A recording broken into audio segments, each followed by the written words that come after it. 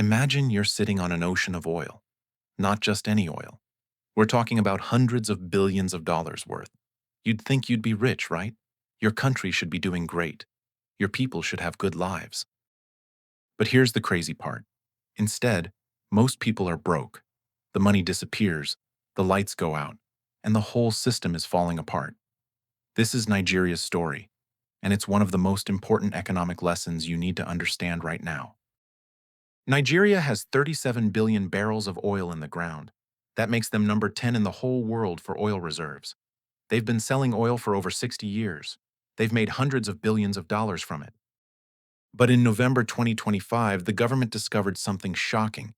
Over $300 billion in oil money just vanished. It was stolen. It disappeared through corruption.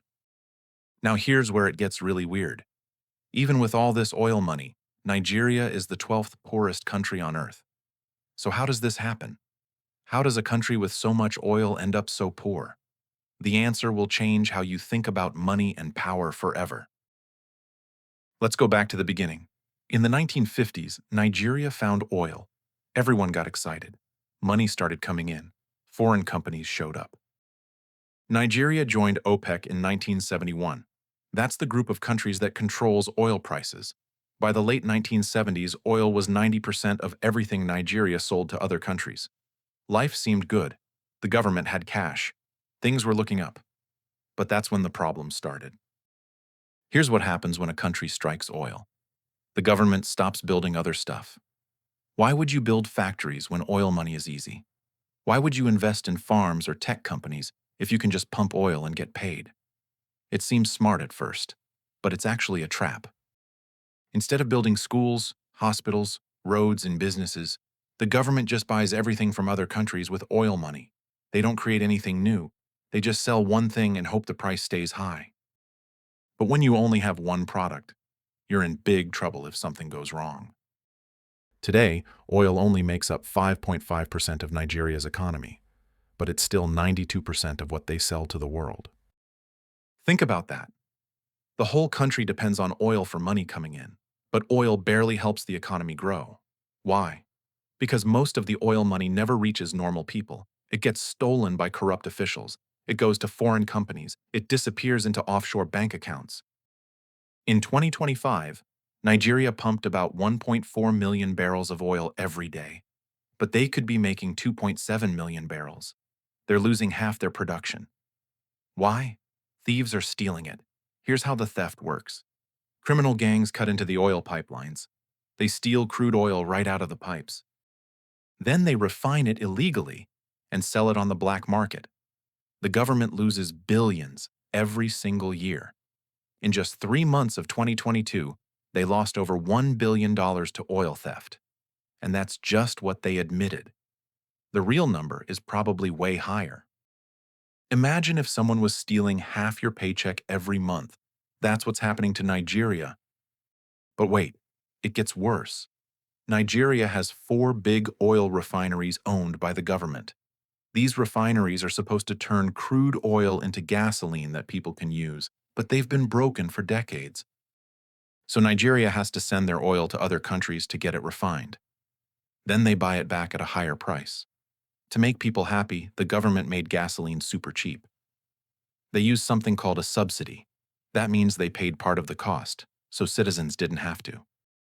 In 2022, Nigeria spent over 10 trillion naira on these subsidies. That's about $13 billion. And guess what? Smugglers bought the cheap gas in Nigeria and sold it for more money in other countries. The subsidy created more corruption. In May 2023, the new president Bola Tinubu removed the subsidy. Gas prices exploded overnight. Before, gas cost 190 naira per liter. After, it jumped to over 1,200 naira. That's more than 6 times higher. Inflation went crazy. By January 2024, inflation hit almost 30%. Food got expensive. Transportation costs went up. Small businesses closed. People got poorer fast. The government said removing the subsidy would save money, but regular people just suffered. Then there's the Dangote Refinery. This was supposed to save Nigeria. Aliko Dangote is the richest man in Africa. He spent $19 billion building the biggest oil refinery in Africa. It's in Lagos and can process 650,000 barrels every day. It opened in September 2024 after years of delays. By August 2025, it was making 610,000 barrels per day. That's more gas than Nigeria needs. Finally, Nigeria could refine their own oil. No more sending it overseas and buying it back. This should have fixed everything. But gas prices are still high. Why? Because the government oil company is broke. They can't give Dangote enough crude oil to refine. So even with this giant refinery, the problems continue. Now let's talk about electricity. Nigeria's power grid is a disaster. In 2025 alone, the national grid collapsed 46 times. Nigeria needs 30,000 megawatts to work properly, but they usually only get 5,000 megawatts. The lights go out constantly. Why does this keep happening?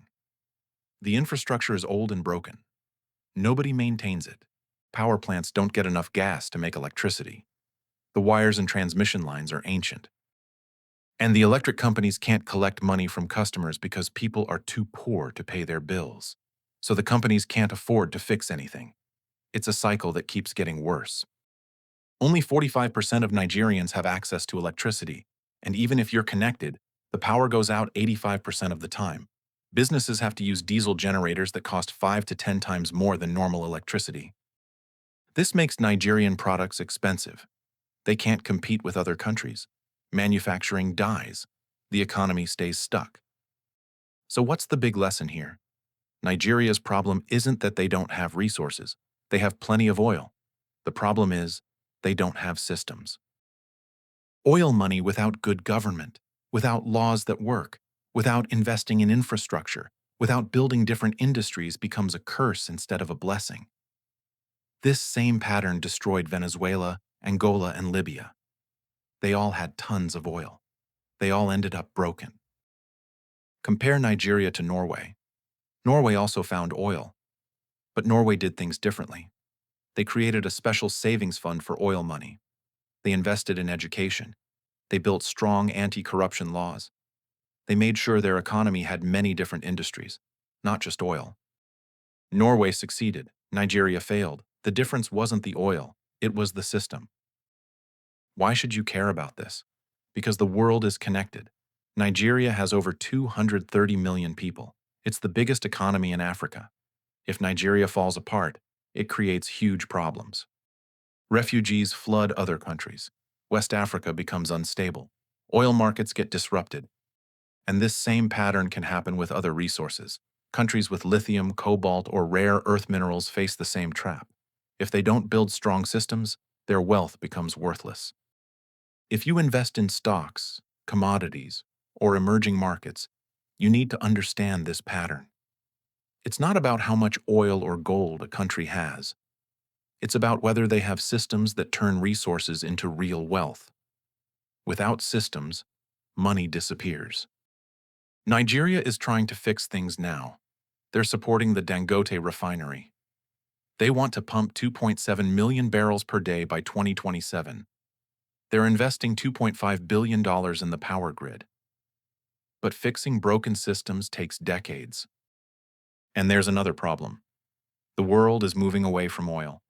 Electric cars are growing. Solar and wind power are expanding.